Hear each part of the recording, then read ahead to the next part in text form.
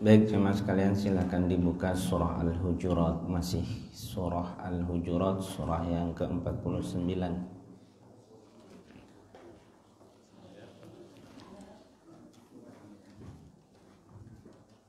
Insyaallah ayat yang ke-9 dan ke-10.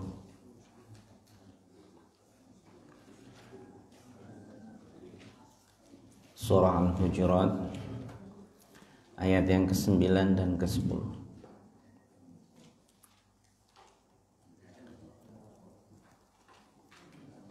Assalamualaikum warahmatullahi wabarakatuh.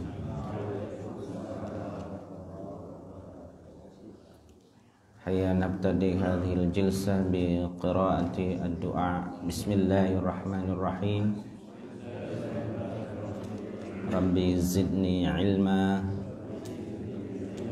Allahumma anfa'ni bima 'allamtani wa 'allimni ma yanfa'uni warzuqni ilman yanfa'uni. Amin.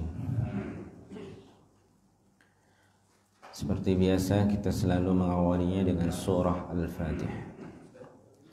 A'udzu billahi minasy syaithanir rajim.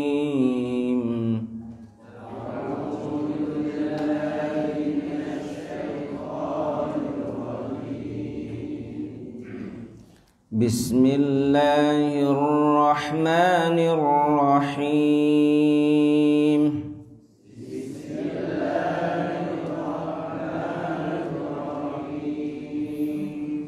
Alhamdulillahi rabbil alamin.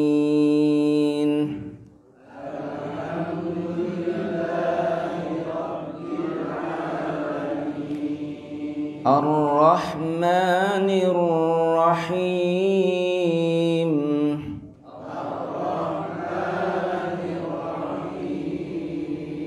Maliki yaumiddin.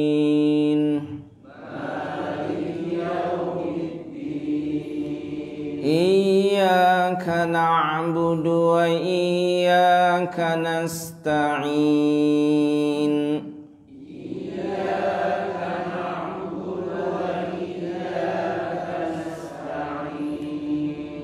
Ihdinas siratal mustaqim.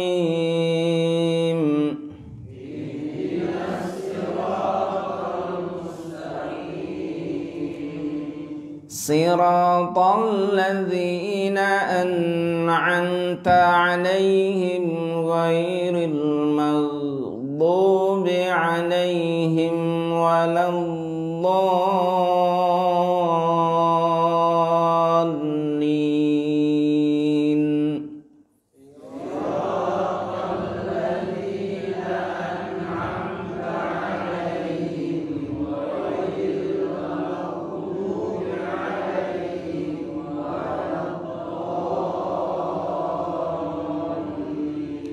Amin.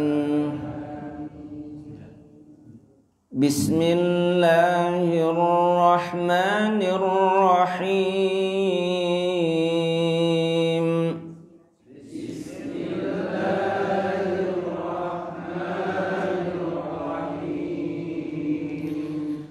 Wa in ta'ifatani minal mu'minina qatatalu fa aslihu bainahuma.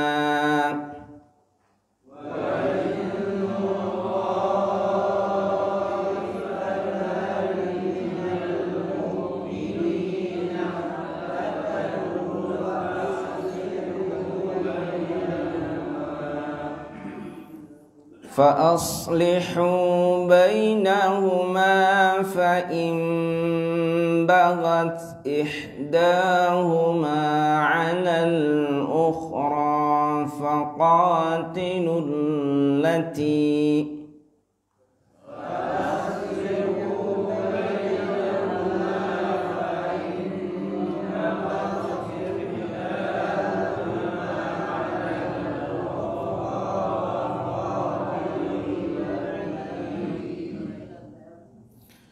فقاتلوا التي تبغي حتى تفيء إلى أمر الله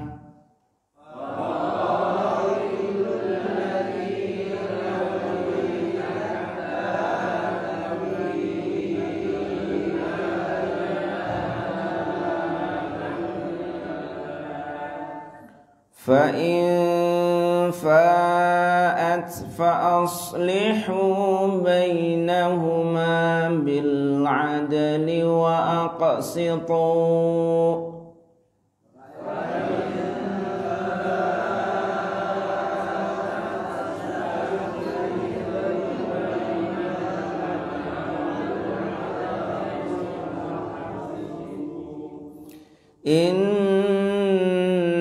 Innallaha yuhibbul muqsitin. Innallaha yuhibbul muqsitin. Innamal mu'minuna ikhwatun fa aslihu baina akhawaykum.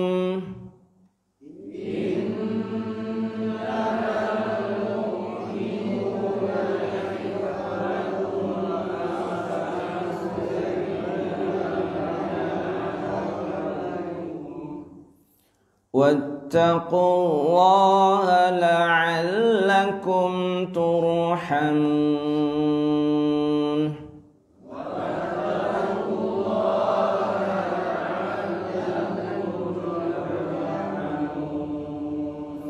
Sadaqallahul azim.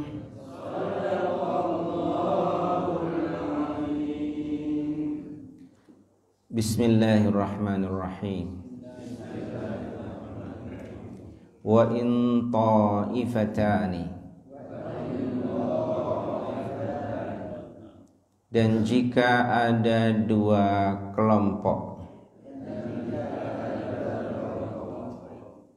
minal mu'minina, dari orang-orang yang beriman, iqtatalu, yang mereka bertikai, fa aslihu, maka damaikanlah, bainahuma, di antara keduanya. Fa im bagat, maka jika melampaui batas, ihdahuma, salah satu dari keduanya, alal ukhra, atas yang lain, faqatilu, maka perangilah, allati tabghi, yang melampaui batas itu, hatta, sehingga, tafi'a, kembali, ila amrillah, kepada agama Allah, ila amrillah, kepada hukum-hukum Allah. Fa in fa'at, maka jika ia kembali,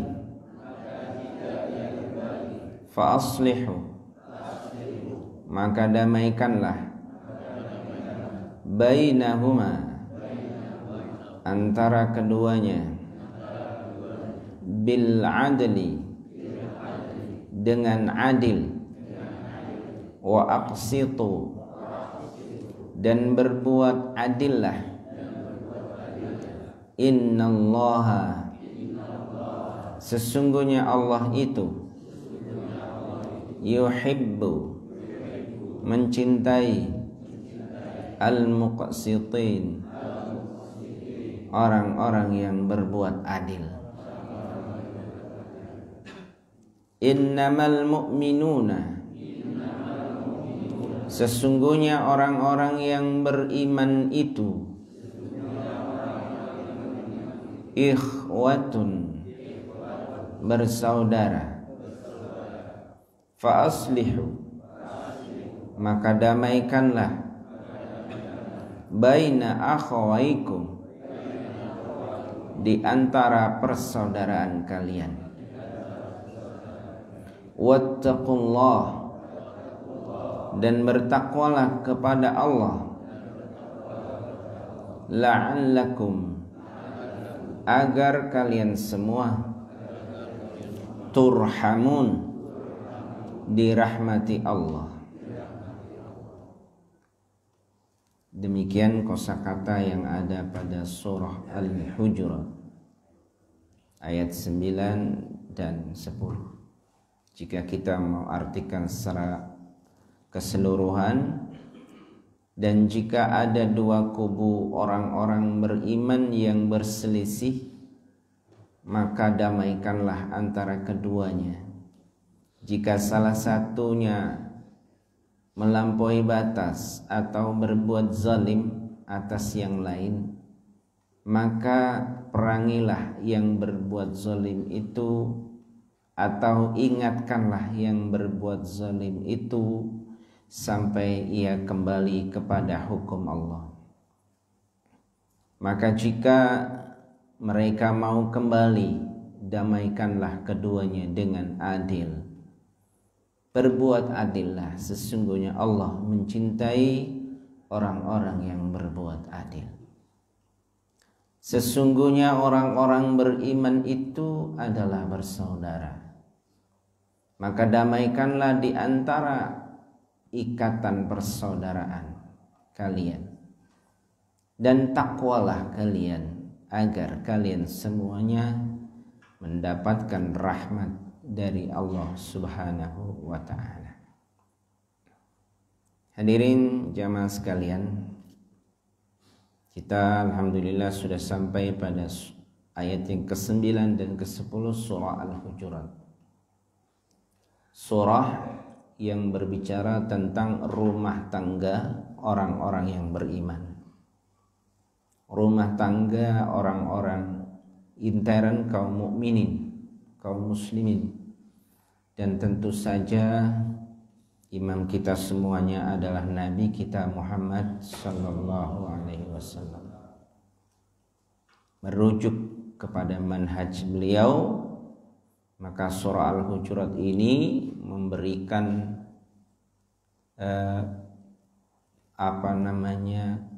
adab, memberikan akhlak kepada kita semuanya, bagaimana kita sebagai seorang mukmin, seorang muslim itu bersikap.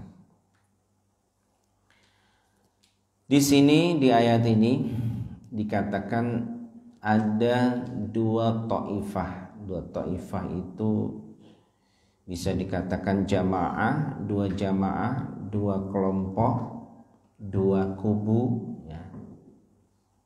Ta'ifah itu dua kubu. Yang kubu satu dan kubu yang lain itu saling bertengkar, saling berselisih pendapat.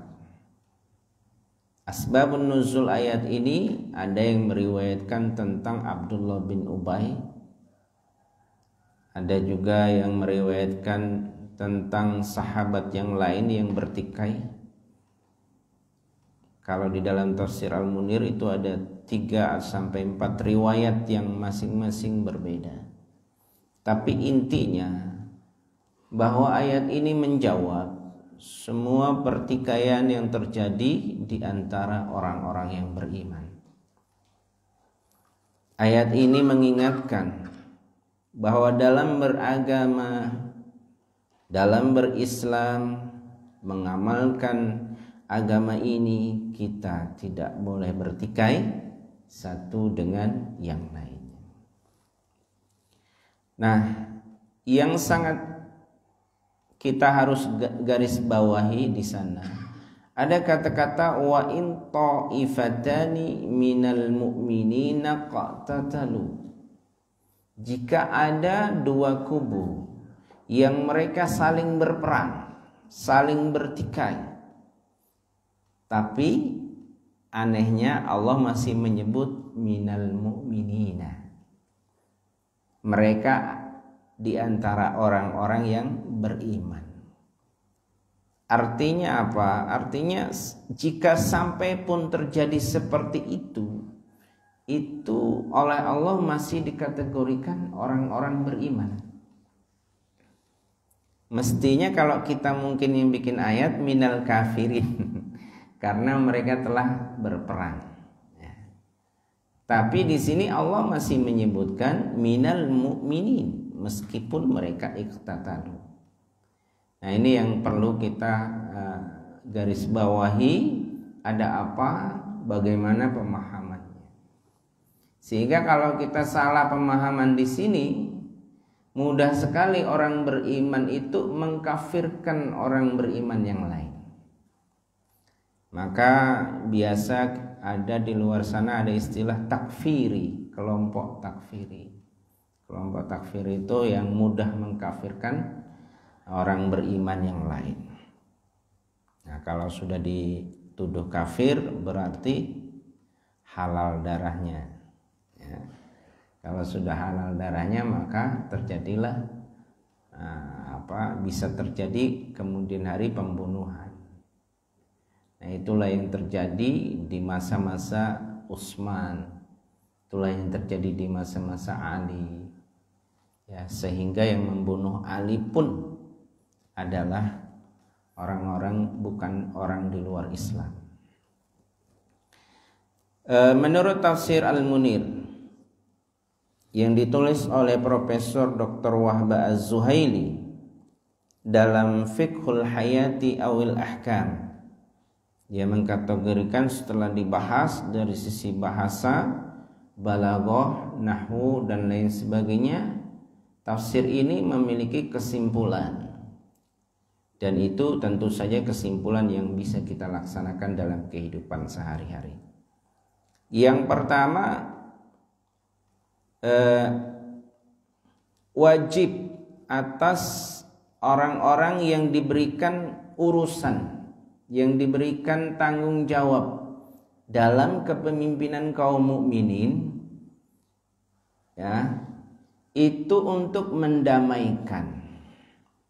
mendamaikan jika ada di antara kaum mukminin yang bertikai. Nah, itu kalau terjadi di kita sekarang ini, ada nggak yang mendamaikan? Nah, biasanya kalau ada satu pihak yang terzolimi, kita kemana? Ke pengadilan, betul nggak? Nah, pengadilan. Nah, pertanyaannya, pengadilan itu dasarnya mengadili itu apa dasarnya? Nah, kalau dasarnya bukan Al-Quran, boleh jadi di sana masih banyak kekurangannya. Tapi kalau dasarnya Al-Quran, insya Allah adil. Nah, gitu. Itu yang pertama. Yang kedua,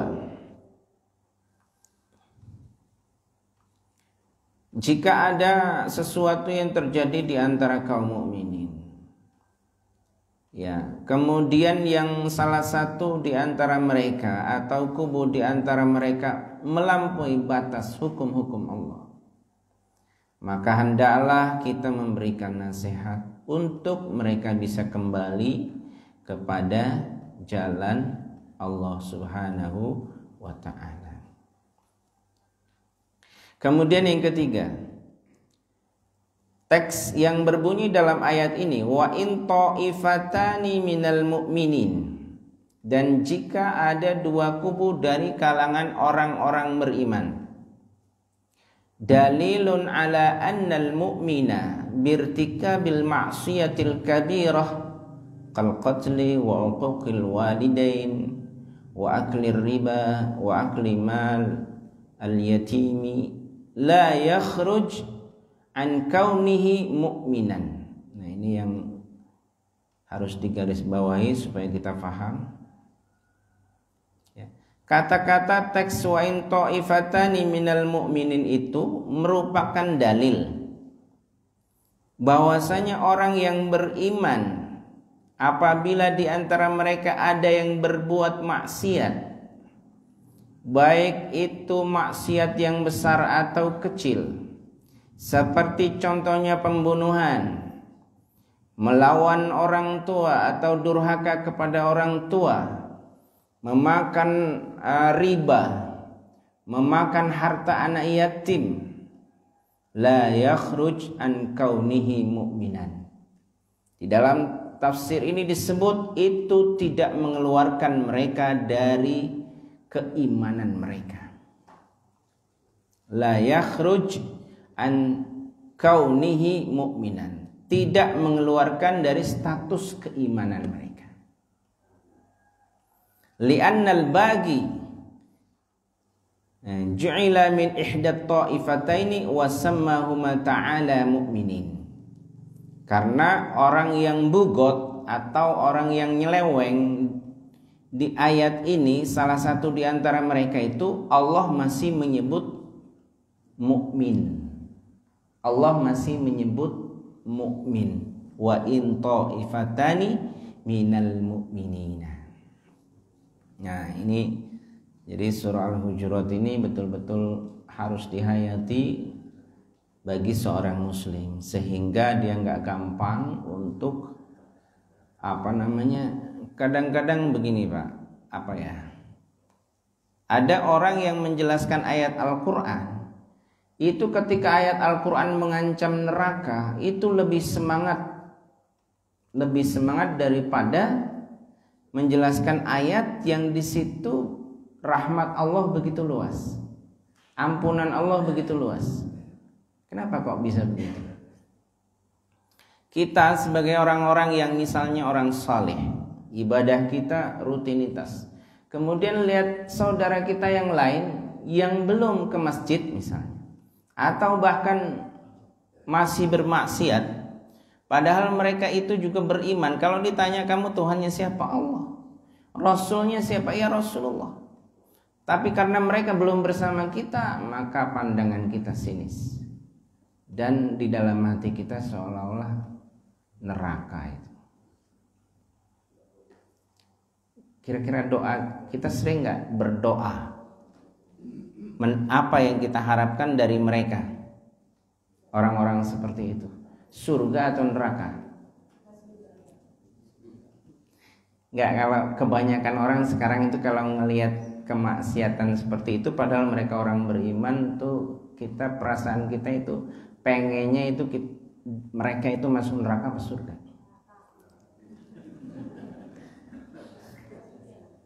Terus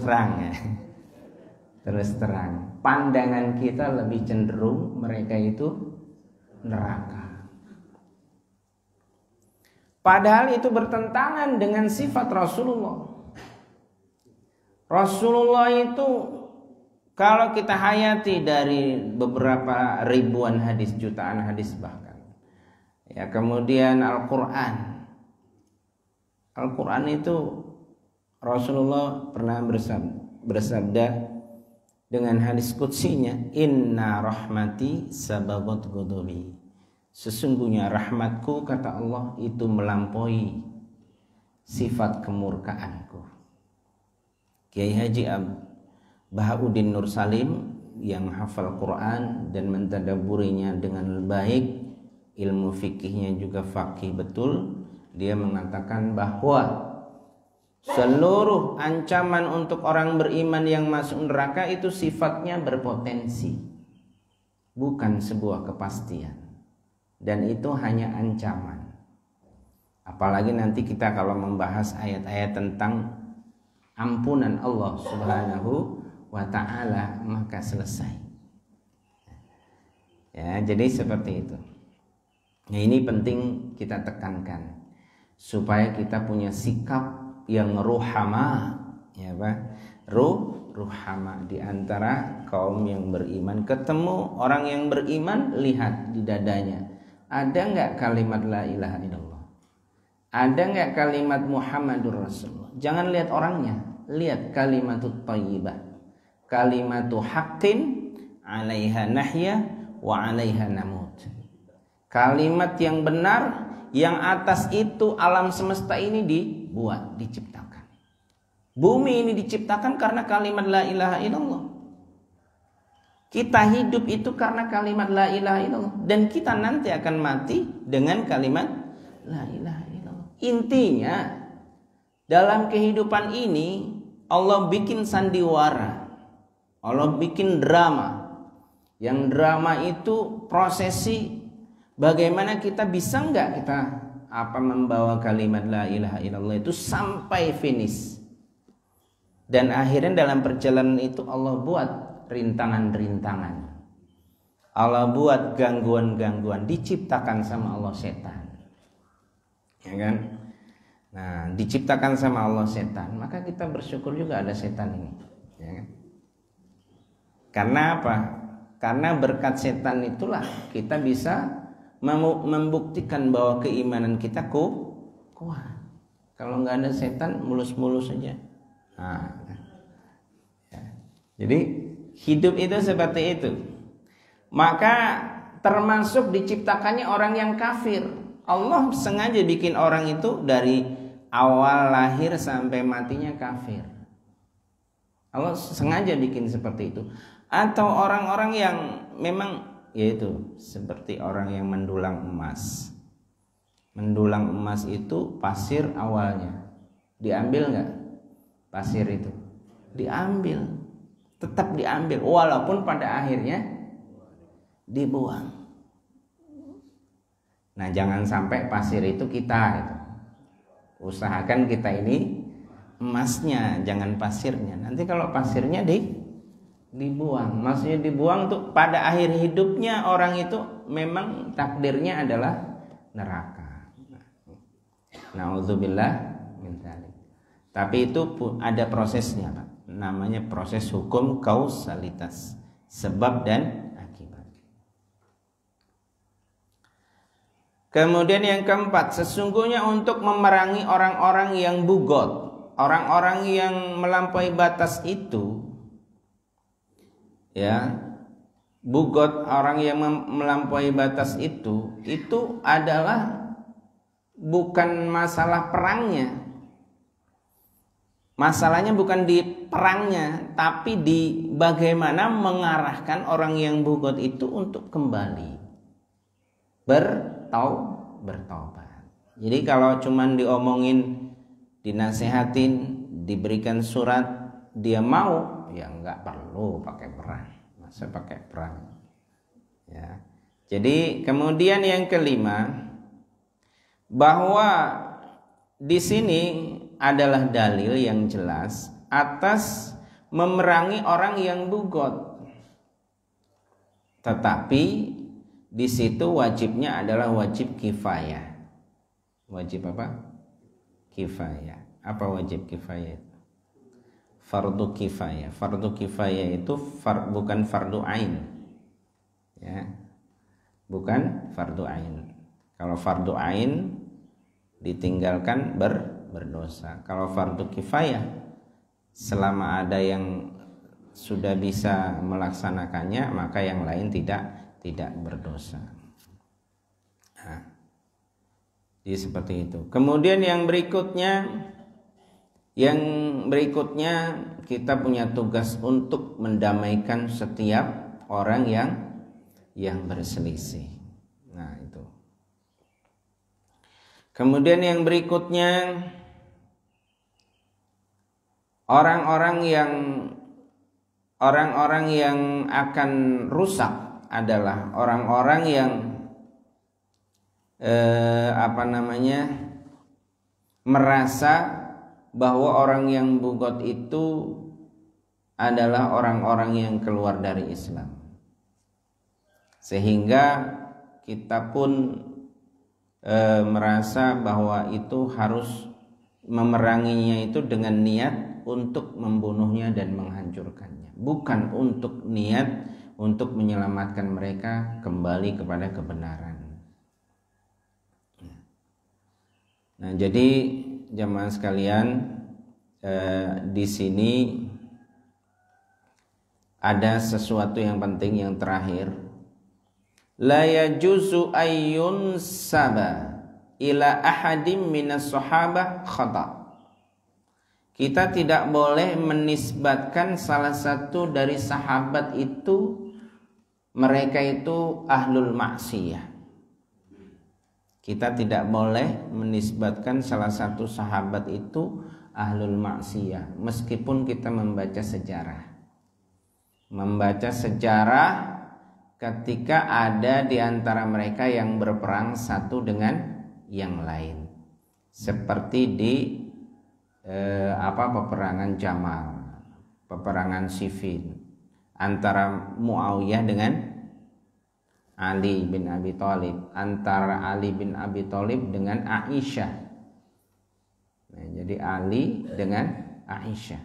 Ada enggak sahabat-sahabat yang terbunuh? Ada.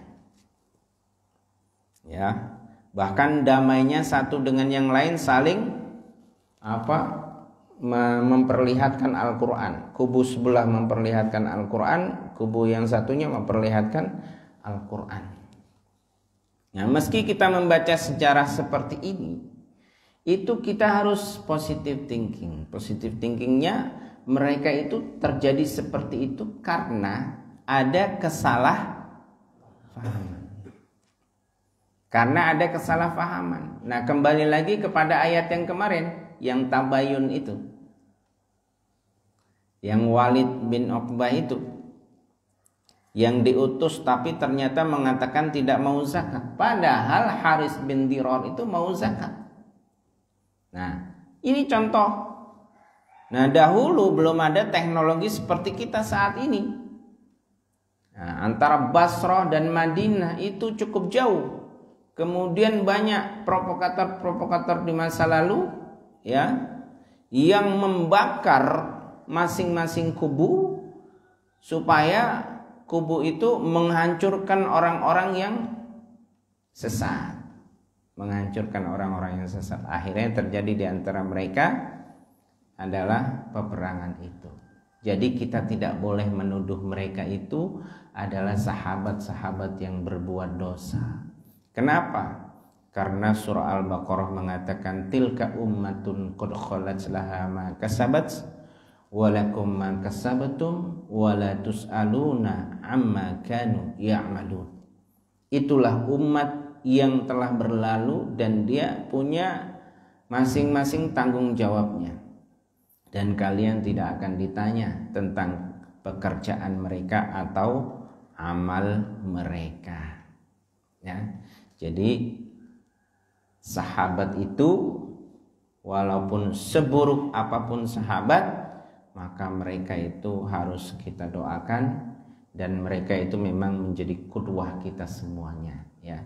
Bukan masalah peperangannya, tapi masalah begitu besarnya mereka ingin membela agama sebenarnya, ingin membela akidah sebenarnya, satu dengan yang lainnya.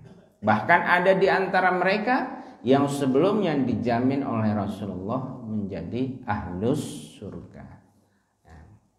Kemudian yang terakhir, innamal mu'minuna ikhwatun.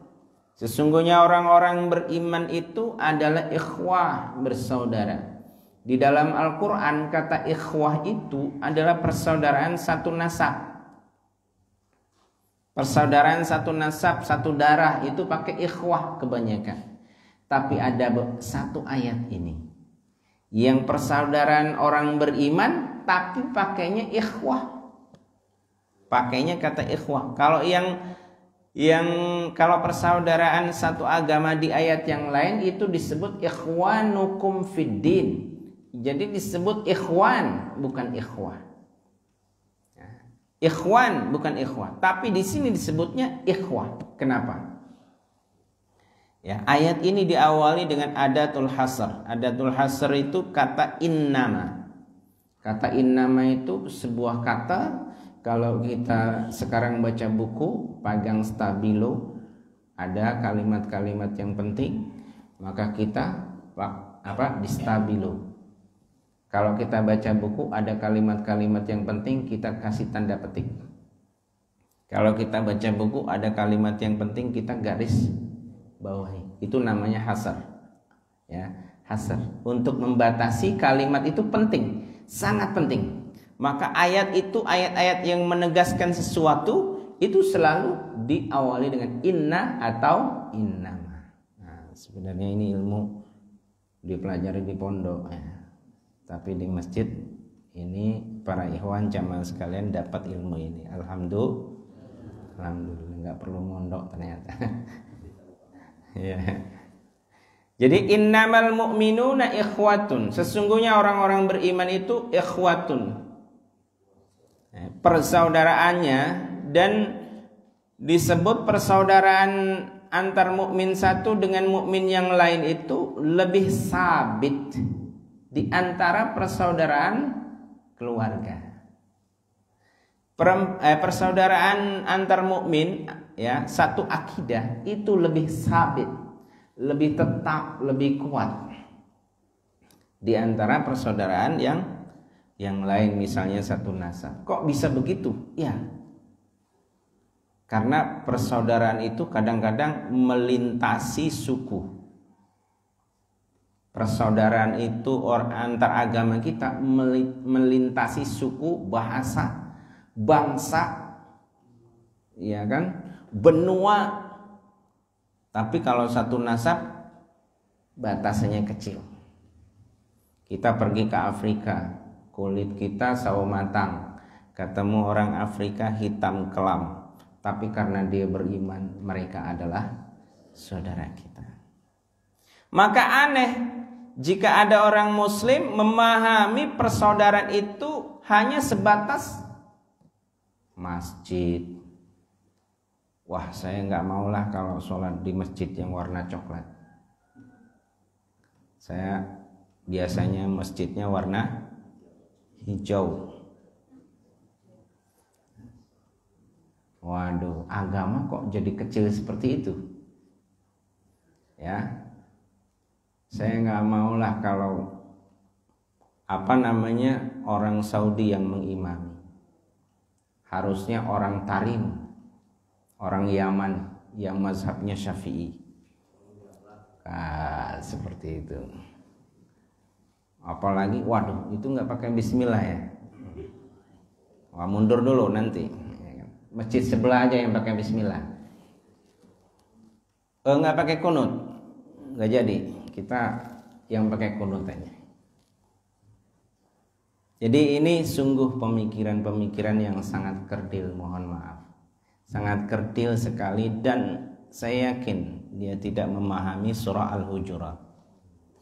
Tidak memahami surah Al-Hujurat. Nah, jadi seperti itu. Perbedaan-perbedaan itu seharusnya saling melengkapi. Setelah bicara masalah kewajiban di dalam Islam, maka ketika kita bicara tentang sunnah di luar yang wajib, itu perhatikan, sunnah Nabi itu bagaikan samudra. Sunnah Nabi itu bagaikan samudra. Ada orang yang mengambil pakai ciduk. Ada orang yang ngambilnya pakai ember. Ada orang yang ngambilnya pakai sesuatu yang sangat besar. Ada orang ngambil sebelah kanan. Ada orang berbeda dengan kita karena dia ngambil sebelah kiri. Ada orang yang berbeda, dia ngambil di depan kita. Ada orang berbeda ngambil di belakang kita, dan seterusnya. Syekh Ramadan Al-Buti waktu berbicara di tengah forum internasional para ulama, dia mengatakan, wahai saudara-saudaraku, dari berbagai macam kelompok ormas dan lain sebagainya, saya katakan di sini bahwa kita semuanya itu satu tujuan, yaitu adalah ridho Allah Subhanahu wa taala. Saya menggambarkan ketika ada orang yang hidupnya butuh air, sedangkan mereka itu misalkan berada di padang pasir dan sumber airnya ada di tengah-tengah padang pasir. Dan ada orang yang dari barat datang menuju sumber air karena mereka membutuhkan air. Ada orang yang dari timur datang, dia membutuhkan air juga. Ada orang datang dari selatan, dari utara. Meski kita datang dari timur dan melihat saudara kita datang dari barat, kita berbeda. Kita berbeda datangnya, tapi tujuan kita sama. Nah, itu kalau berbicara tentang sunnah atau furu atau di luar akidah. Maka lahirlah saat ini ada torikoh ini, Nasabandi, torikoh dan lain sebagainya, Asyadili, ya, dan sebagainya banyak. Ya. Kalaupun kita harus berbeda, harus baru tahu satu macam sunnah, maka jangan menyalahkan orang lain yang berbeda dengan kita, karena mereka juga punya guru dan gurunya juga dari gurunya, akhirnya sampai ke Rasulullah Sallallahu Alaihi Wasallam. Itulah lahirnya ada Imam Malik, ya, punya murid Imam Syafi'i, dan ternyata Imam Syafi'i banyak perbedaannya dengan Imam Malik. Tetapi ketika bicara tentang Bismillah, dalilnya sama, sumbernya Anas bin Malik, dan Anas bin Malik dari Nabi kita Muhammad Sallallahu Alaihi Wasallam. Zikir ba'da sholat, jahar, ada hadisnya. Astaghfirullahaladzim alladzi la ilaha illa huwal hayyul qayyum wa atubu ilaih, dan seterusnya. Ya, itu ada hadisnya, ya kan? Kemudian zikir sir juga ada hadisnya. Ya, kalau sudah ada yang mengamalkan jahar, ya kita harus mengamalkan yang sir supaya ada variasi sunnah Nabi Muhammad Sallallahu Alaihi Wasallam. Tapi beliau ini jangan dipersoalkan. Kalau sampai itu dipersoalkan, maka yang akan timbul hamiyatul jahiliyah, kebodohan, fanatisme. Di Al-Quran ada kebodohan itu disebut ada 4 minimal. Yang pertama zonnal jahiliyah, pemikiran jahiliyah. Yang kedua tabarruj al-jahiliyah, pamer jahiliyah. Yang ketiga hamiyatul jahiliyah, fanatisme, kebodohan fanatisme yang diterapkan dalam Islam. Kemudian yang keempat adalah hukmul jahiliyah, hukum yang diterapkan di luar Al-Quran, yaitu hukum jahiliyah. Nah, jangan sampai kita terjebak pada hamiyatul jahiliyah. Demikian apa yang bisa kami sampaikan di forum ini. Alhamdulillah, mudah-mudahan kita punya catatan, ada catatan punya catatan khusus ya tentang masalah ini. Nanti kita insya Allah akan menyelesaikan surah Al-Hujurat. Ya. Kita tutup majelis ini dengan baca doa Bismillahirrahmanirrahim. Subhanakallahumma wa bihamdika asyhadu an la ilaha illa anta astaghfiruka wa atubu ilaik. Kurang dan lebihnya saya mohon maaf. Wabillahi taufiq wal hidayah. Wassalamualaikum warahmatullahi wabarakatuh.